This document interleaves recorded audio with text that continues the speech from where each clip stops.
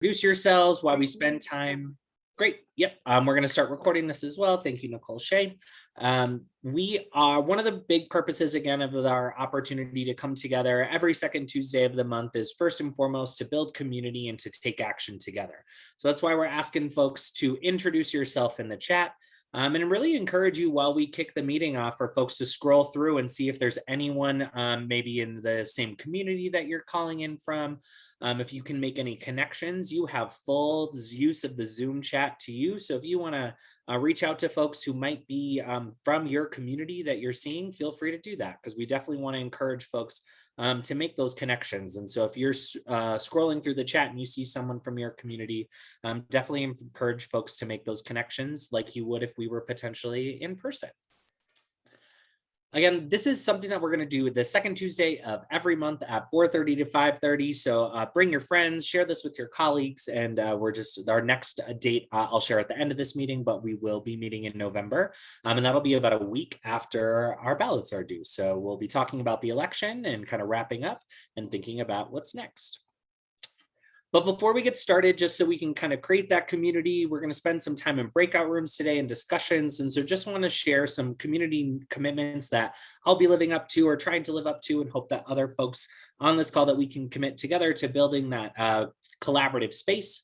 In our discussions or in our presentations, want to make space for as many voices as possible. So move up to share those thoughts and those opinions, and definitely create that space for others by potentially moving back and creating that space. No one knows everything, but together we know a lot. So really hoping that we can learn together. We're hoping to learn from you. We're hoping to share some information with you as well. And so really want this to be as often as possible. Please share the information that you have at your fingertips, what you know, what you hear, because that'll only make us stronger. In our work, we also want to just presume positive intent. Folks have taken the time to come here to share the space together as great ed advocates, as folks who want to see more adequately and equitably funded schools. But sometimes our words might impact folks in a way that we didn't intend or that we might not know. And so we just want to be first and foremost presuming positive intent, but acknowledge if we have an unintended impact on others. And like I shared, you have the Zoom tools at your availability. Feel free to reach out to others, our team, if you have any questions, if you have any comments or questions. And so my team is helping to watch the chat. And so definitely feel free to use the Zoom tools at your disposal.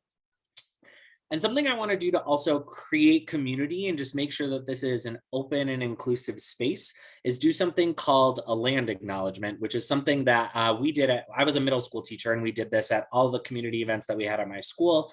I worked in community engagement, and we often did this during public meetings as well. And really the purpose of a land acknowledgement is to share our acknowledgement and our hope of building an inclusive space, knowing that the land that we are on is land that has been the home to Indigenous peoples before we or before folks like me arrived to Colorado. And so just want to take some time to acknowledge the history and just the land that we're on, just to make sure that this is as open of a space as possible.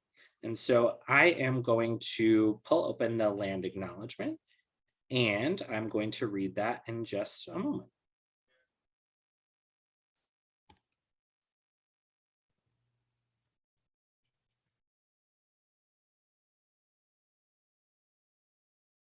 So Great Ed would like to acknowledge that the land on which we reside and the land that I'm calling in from today, Denver, is the traditional territory of the Ute, Cheyenne, and Arapaho peoples. We also want to recognize that across our great state, that there are 48 contemporary tribal nations that are historically tied to the lands that make up the state of Colorado. We want to acknowledge the history of genocide and removal of Indigenous peoples, and hope that by coming together and building community space together, that we can contribute to the ongoing dismantling of that legacy of oppression, but also that we can honor the past, current, and future contributions of Indigenous peoples and communities across our state.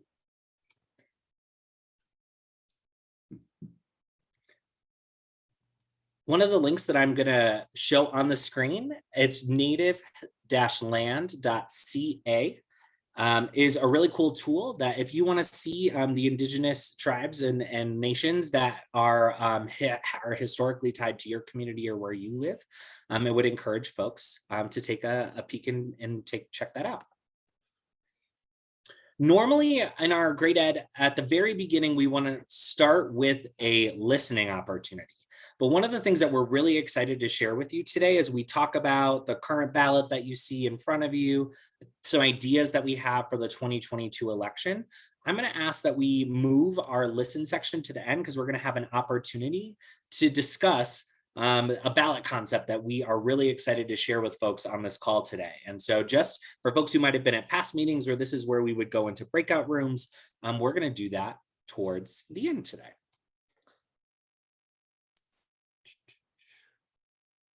Awesome. So in our last Grade Ed Advocates meeting, and want to check in on this today, we talked about our public education voter slate for 2021, a few things that you can be thinking about in your communities as a public ed voter. Now that ballots are either have arrived at your apartment or your home, my partner just got home from work and he went to check to see if our ballots were here yet, and not quite. But ballots were mailed last week, or were able to be mailed starting last week. And so just really excited to be thinking about the action that we can take by participating as voters in this fall election. But we're also getting ready for 2022. And so just really excited to share a little bit about what that's going to look like. But before we talk about next year, let's revisit what we shared about this 2021 ballot. And so first and foremost, we had a really great discussion in our last meeting about school board elections. And so we'll share some tools and opportunities for action because virtually all Colorado's districts are having school board elections this year. We'll talk about Prop 120 and why we're encouraging folks to vote no on that statewide ballot initiative. And then we'll also give you some updates on something that is looking for next year's ballot, which is an initiative called Initiative 31. And so virtually, again, like I said, almost all of Colorado's 178 school districts will be holding school board elections, with those ballots being due or elections being held on November 2nd. And so school board members are volunteer elected officials, and they have a broad range of decision-making authority for our schools, from everything from curriculum to how our budgets are being spent to how we're navigating out of the COVID pandemic. And so our school boards are going to have not only a lot of big decisions in front of them in the years to come, but also it's important that we get out and make our voices heard. They play an active role also in advocating for school funding and just deciding how that money is spent in your district. And so we definitely want to make sure that they're thinking about more adequate and equitable funding for schools, and how there's more inclusive budgeting processes at our school districts. But yeah, we want to make sure that folks know that it's important to not only vote, but this is going to be a crucial time for you to share your voice with your friends, your family, with organizations that you're involved with about who you're supporting in your local school board election, by either helping to get out the vote, volunteer, or if you're able to, donations definitely are still a great opportunity and something that can really help candidates in these last couple of weeks of their elections. We're also, again, on your statewide ballot, you're going to see this ballot initiative here, and the text is on the left. This is an initiative called Prop 120 or Proposition 120. This proposition would seek to reduce property assessment rates as it's written in these two categories of property taxes, from 7.15% to 6.5% for residential, and 29% to 26.4% for non-residential. However, what this will actually do is reduce the assessment rates on two types of properties based off of how this is written and some things that happened in the legislative session this last year. So any reduction in local property taxes, whether it's on these types of properties or any property taxes at all, that takes away the money that we are able to use at the local level to fund our schools, and increasingly puts pressure on the state budget to backfill those school funding losses.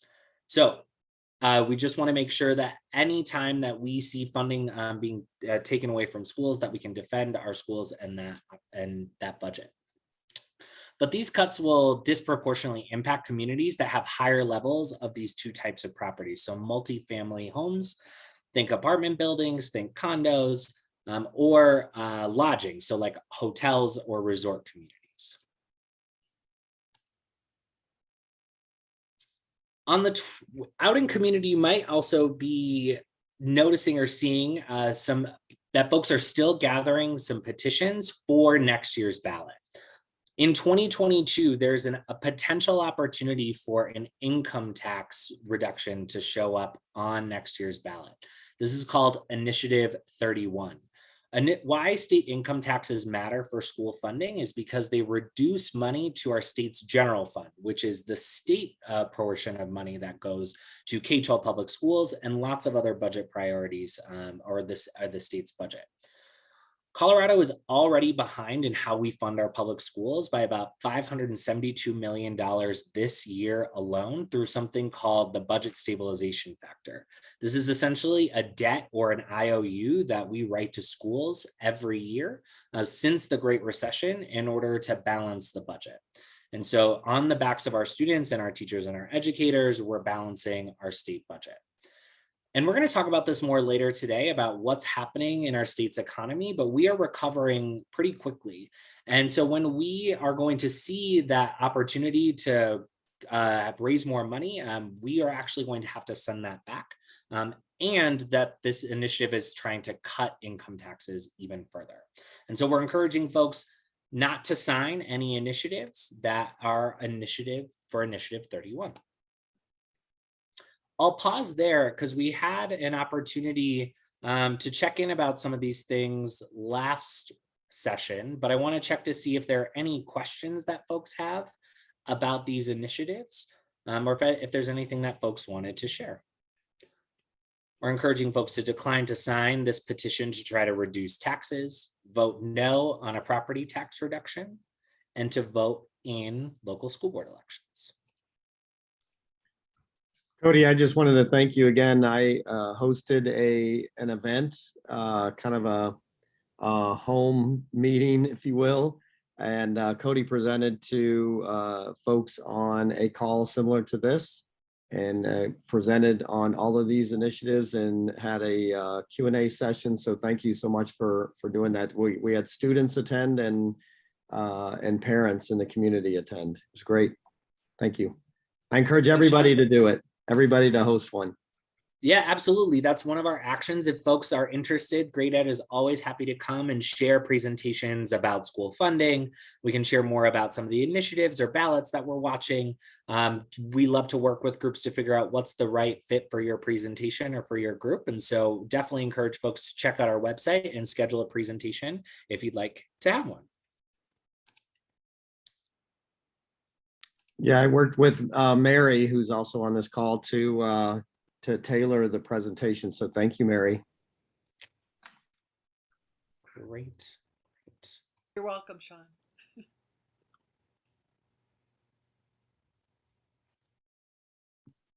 Cody, there's a question about 119. Okay. Good. Great. Does Great Ed have a position on 119? That is another, there are 3 current statewide ballot initiatives. One is an amendment to our propositions. Great Ed has taken a vote no position on Prop 120, but has not taken any positions on the other 2 statewide ballot measures. However, we are part of a coalition called Count Me In, which is a collection of organizations that work together to educate folks about the different statewide ballot initiatives, especially ones that have to do with taxes. And so if you're interested in learning more about Prop 119, Prop 120, or the amendment that would be about custodial funds. At the end of this meeting, I'm going to share some information about a really cool event that's happening next week called the Count Me In Ballot Bash. And we encourage folks to attend if you are looking to learn more about any of our statewide ballot initiatives that have to do with taxes. Great. So again, we're going to encourage folks to continue sharing our online action about declining to sign Initiative 31 because it's in the petition gathering phase. The more that people know before they get approached by a petition gatherer, the better. So share that on Facebook, talk to your friends, text family members. There are only a few weeks left for John Caldera and his folks to gather signatures. And so we just want to do as much as we can over the next couple of weeks to do those, to spread the word about this harmful income tax reduction. We've got a social media toolkit on our website, which is at our Advocates Network page. And so that is something that folks can have an opportunity to check out. And if I could just have someone on my team drop in the link to our Advocates Network page, it's www.greateducation.org/advocates-network. We're encouraging folks, again, we have only a couple weeks until ballots are due, so get out the word that we're encouraging folks to vote no on Prop 120 because it takes away money from the local share that our public schools are able to use for funding. And so let us know if you have if there are any presentations we can do with your group to come in and share more. And then we also have a school board election toolkit, which is on our Great Ed Advocates Network page. So if you go to that link that Nicole Shea just dropped in, that'll take you to all of these links. But if you're trying to figure out how to navigate the school board election, if you want some more resources to share with your friends, family, or to learn more yourself, we've put together a school board toolkit that has lots of great resources for you to use: sample social media posts, emails that you can send to candidates, resources about what school boards are and what they do and some of the decisions that they make. And so definitely encourage folks to check out that resource if you are looking to get involved in your school board elections. But one of the things that public education voters do is that we are constantly keeping ourselves informed about ways that we can stand up for students, educators, and our communities up and down the ballot every single election. And if you've been following Great Ed over the course of this summer or been coming to other meetings, you know that one of the things that we're starting to see is the 2022 election is already starting to shape up. The 2021 election isn't even over, but there are things that we know or things that we're seeing in the landscape that have caused us and our coalition, the Great Schools, Thriving Communities Coalition, to act. And we're really excited to share a little bit about what's ahead in 2022 and share some of our brainstorming with you about what could be possible for our schools and for our educators and for our communities in the next election. And so while I make a change in some slides, I want to acknowledge for folks that I have been talking more than I tend to do during this meeting. But after I'm done sharing a little bit about this brainstorm, we're going to pop into breakout rooms. So just wanted to share that, that piece here.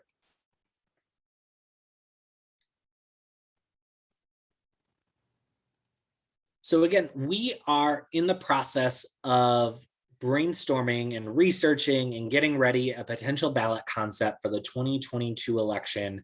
And right now we're calling this prioritizing education. Just to make sure folks have a similar shared sense of school funding and some of the things that we're hoping to try to make some progress and solutions on, is just one of the ways that we can look at how we fund our schools is by comparing how much we spend per student with other states around the country.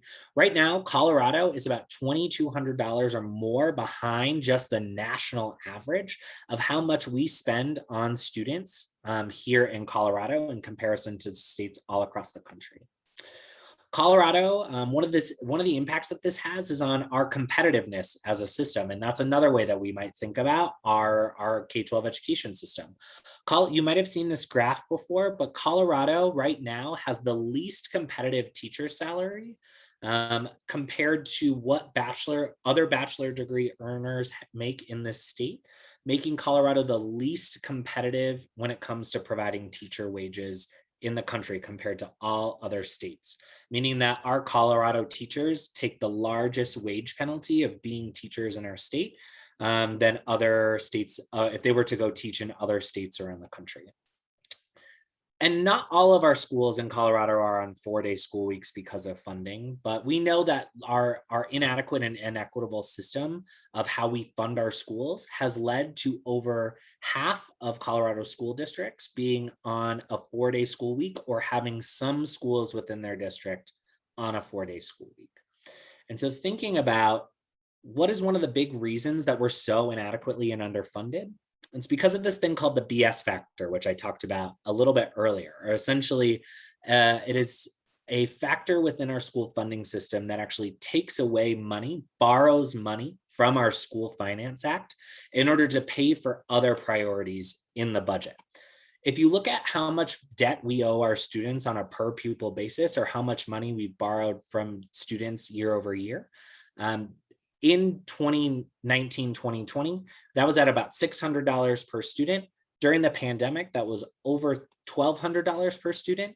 And in 2021, we're back at pre-COVID levels. So that's $600 per student in your local school, in your local district, that we owe as debt just this school year.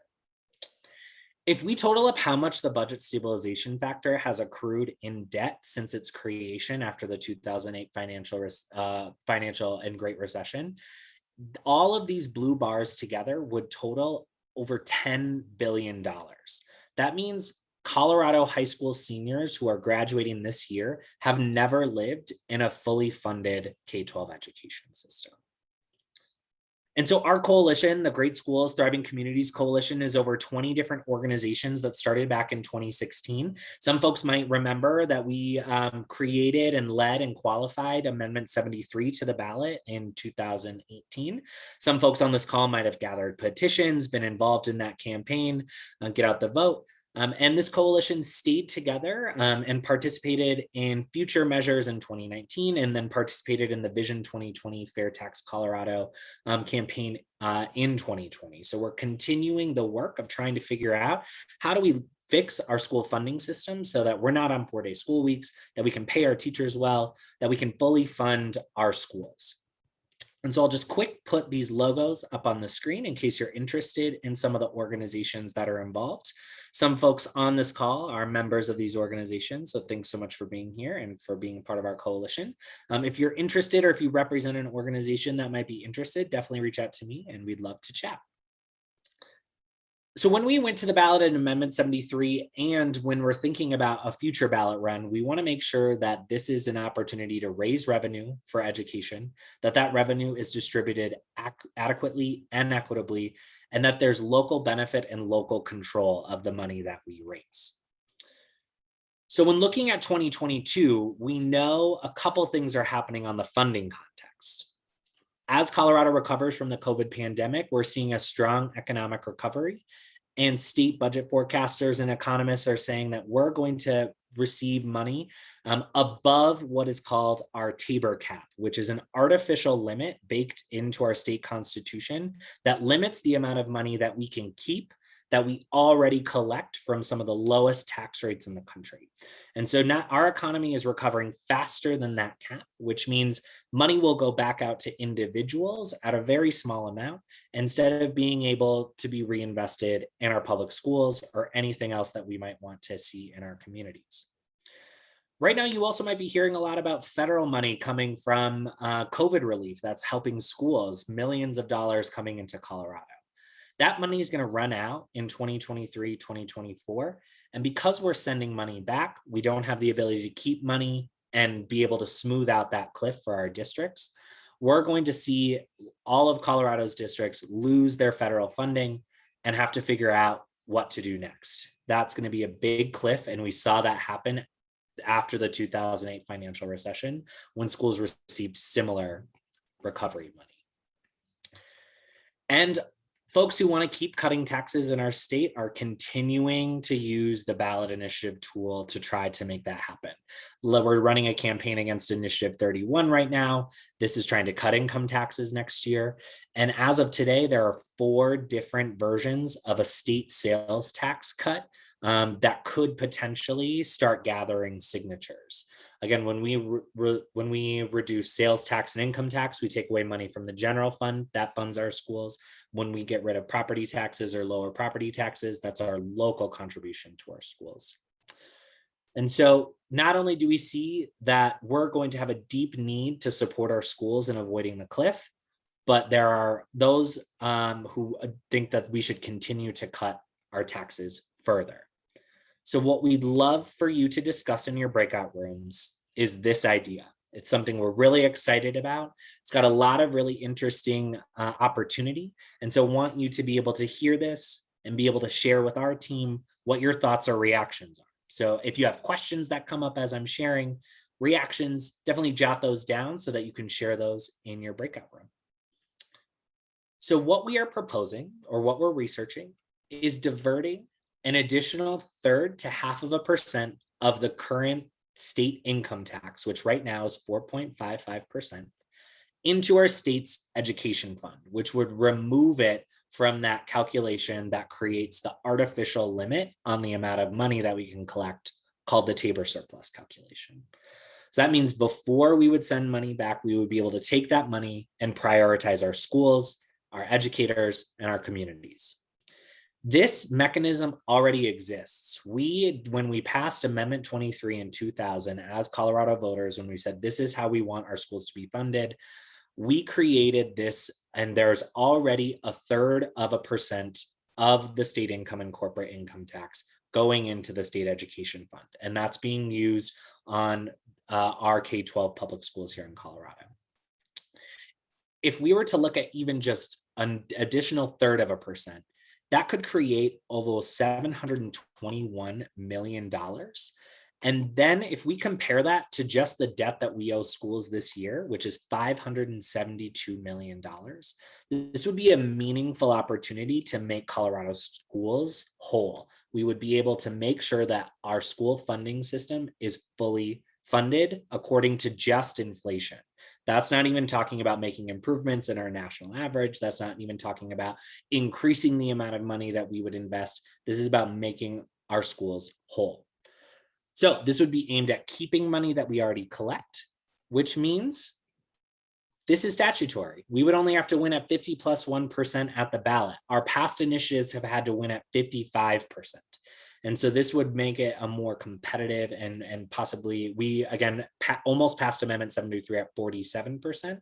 And so this is definitely a target that's within range. This isn't creating a new tax. This is keeping the taxes that we already collect. So it wouldn't need to have the big, bold, screaming letters of shall taxes be increased, which is what you have to do if you're increasing taxes. And because we know what the budget stabilization factor is for every district across the state, we would be able to share with districts and local communities how much money they would be able to receive if we were to be able to pass this initiative, which means our local communities could be intentionally planning for when their COVID dollars are going to disappear, because they would know that more money is on the way for them to be able to use. So I'll pause there. And if there are any questions that folks have that would help your discussions, definitely want to create that opportunity to ask any questions about this idea. And then we're going to have folks go into breakout rooms with a grade ed staff member or potentially a board member if we have groups that might need an extra facilitator, and just going to ask you your reaction. So are there any questions I could help to answer before we go into breakouts?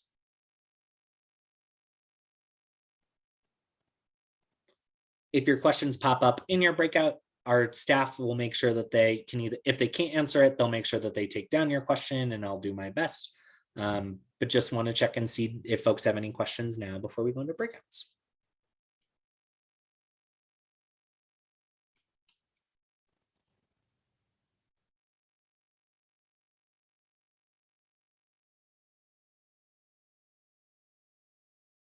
All right, we are gonna move into breakouts. Cody, I can't assign you, so you'll be in room number 6. Great, thank you. Okay. All right, see you all soon.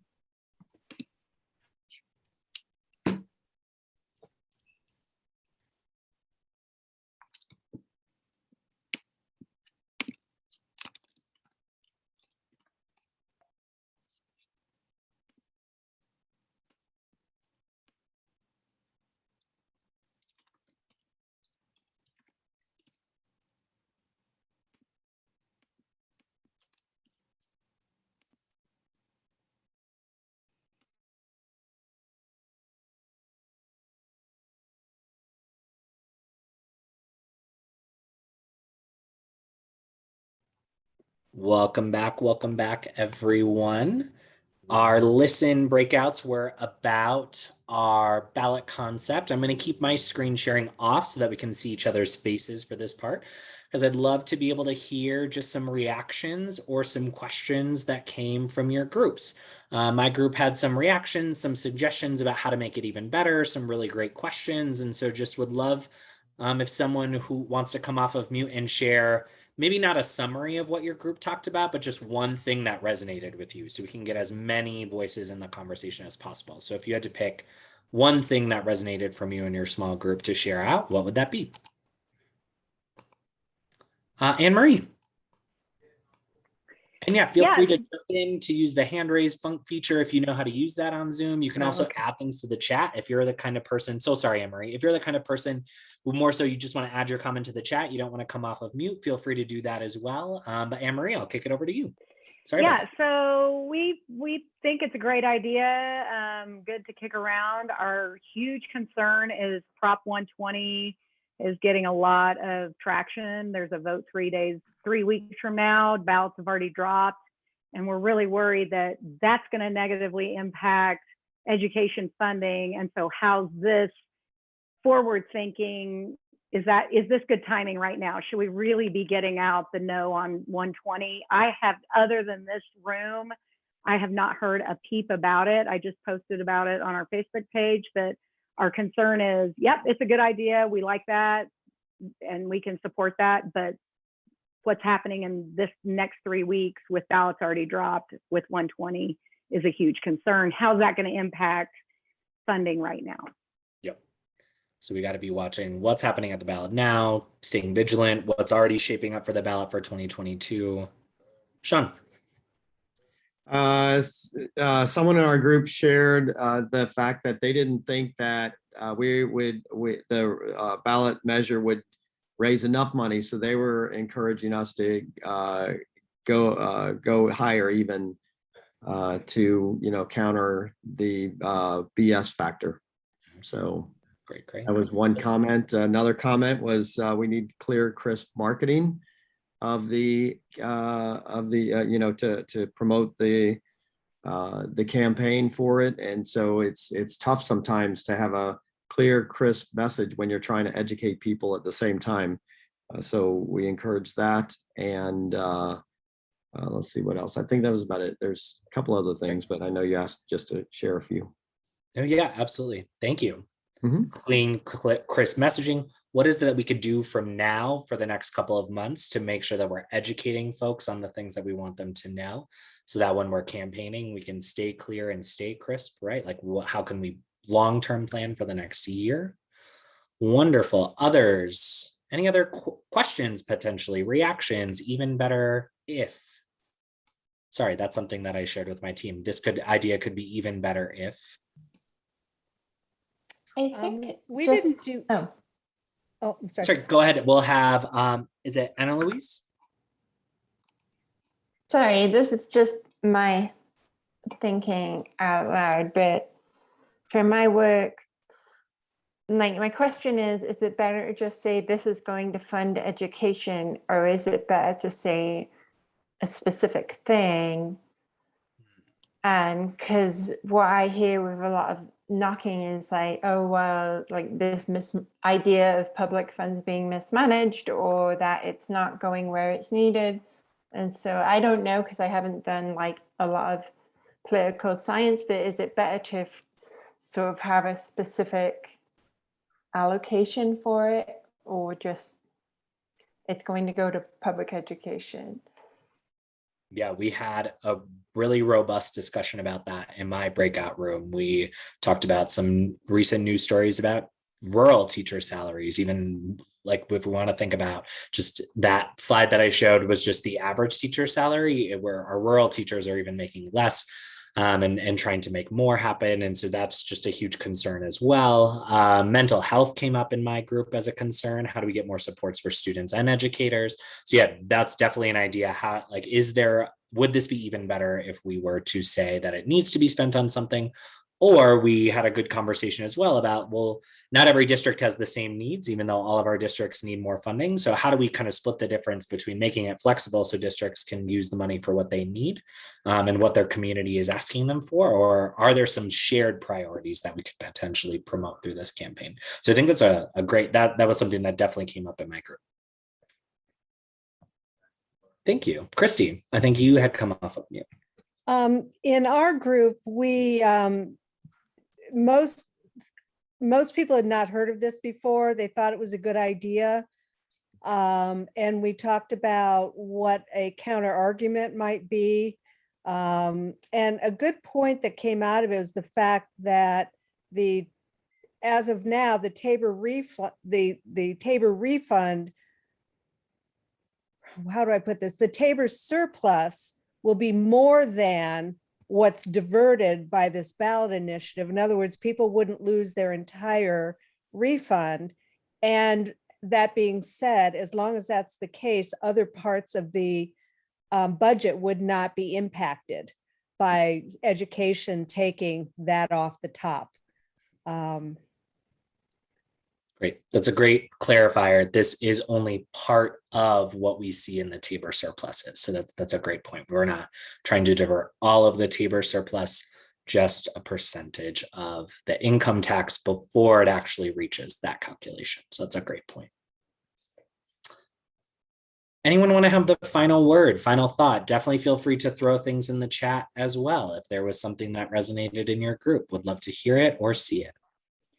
I'd say, mobilizing the teacher organizations and mobilizing teachers in general is an extremely key factor in the success of any campaign that we back and support. So there's so many teachers in this state, and obviously they're the ones feeling the hardest impact in many respects from poor funding. So your slide proved it. So getting the teachers to support this and back this, I think, is critical. That's awesome. And there's also an invite from Lisa, our executive director, in the chat. Would love to hear, since it happened in my group, since it happened in at least one other group, if you have some thoughts on, like, let's say we would, instead of calling this general money, that we would spend it on something specific. Do you have an opinion about that? And if so, please chat that in, because I'm just going to start slowly moving us towards closing. So feel free to add that to the chat while I am putting a few more visuals up on the screen for us.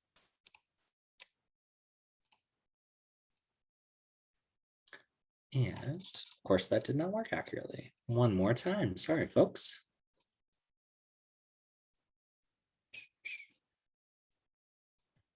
Well, I know I put it in the chat, but it's so important that local control is stressed. Great. Well, this is just a pin in this conversation, because at our next Advocates Network meeting, which will be on November 9th, 2021, a week after ballots are due, and it'll be from 4:30 to 5:30. And our topic right now that we're thinking will be kind of a mixture of an election recap, what happened in the election and how does that impact school funding, which will also give us an opportunity to share any updates that we have about this potential ballot measure and how the election potentially impacts what we're thinking about for something in 2022. So mark your calendars to have this date on and ready to come, because we definitely want to keep this conversation moving. And this is a great opportunity for you to think about, are there other folks who you want to bring to this conversation that they may want to learn about the idea, share their thoughts, share their feedback, participate in this process, because just like we said, this is going to be take a community effort. And so this is definitely one space where folks can come and engage around this idea or the work that we have ahead of us to get more adequate and equitable funding for our schools. So November 9th, 4:30 to 5:30, same place on Zoom, so that we can continue to hold space with folks all across the state. Two opportunities that are election related that I want to share with folks that are great opportunities for you to continue to take action in community over the next week are kind of two different opportunities that Great Ed is involved in. Great Education Colorado, again, like I said earlier, is part of a coalition of folks called Count Me In, where we work to educate Colorado voters about statewide ballot initiatives that you will see on your ballot. We take a nonpartisan approach of sharing what the ballot measure would do, who it affects, kind of what the opponents and proponents are sharing. And so if you are looking for more information about the statewide ballot measures that you see on your ballot, would definitely encourage you to attend the Count Me In Ballot Bash. And I will drop a link into the chat here for that event registration if you're interested. This organization also can do presentations about these different ballot measures as well. So this is the Count Me in Colorado Ballot Bash, which is Monday, October 18th, and it'll be on Zoom. Great Ed is also a really proud member of Coloradans for the Common Good, which is a collection of labor and faith-based organizations, community groups, social justice organizations, local, statewide, and just a really great group of folks who are advocating for a lot of issues that we care about, like affordable housing, safe and healthy school meals, education funding. And so next Tuesday, October 19th, but this is a hybrid event. So there is a Zoom option and an in-person option at Trinity Presbyterian Church in Arvada. And so if you're in the community and you want to attend in person, you'll have that opportunity, or you can also attend virtually online. This is from 6 to 7:30. And so definitely encourage folks to check out more information on this website here, is where you can go to register and see the different issues that we'll be discussing, and really encourage folks to check it out as an opportunity. I will be there in person at Trinity Presbyterian. And so if folks are there, would love to say hi if we're able to meet in the real world. But until then, I'll just stop sharing my screen. And in the last couple minutes, I'll just share a thank you so much for being here, and a reminder that we will be back here, same place, same time on November 9th, 4:30 p.m. I'll stick around if folks have any questions. Also share my email in the chat if you want to reach out because you're on the move and have to head to your next thing, or you just want to send me your thoughts, or I'm also happy to set up meetings with folks if you want to chat. Nicole Shea, I think we can shut off the recording, and then yes. Could you actually just answer this one question on the recording? Yes. Anna Where Louise is it? asked, has anyone considered changing the per pupil funding formula? That's a great question. Right now, well, over the last couple of years during the interim of the state legislative session, so from like July through the end of the year before they come back in January, there's been a committee studying our school funding formula. And that committee is happening again during this interim session. The next meeting will be next week, I believe. And they're looking at changes to how we fund or how we define different parts of the formula. And so definitely sign up for our email list. I'm going to put our just homepage here in the chat. That's a great way. On there, there's a join our mailing list sign up. And we will keep informing folks about the progress of that interim committee and whether or not we see changes coming to the school finance formula. Because we'll definitely, if there's opportunities to take action and advocate, we'll be sure to share those. Okay, great. Thank you.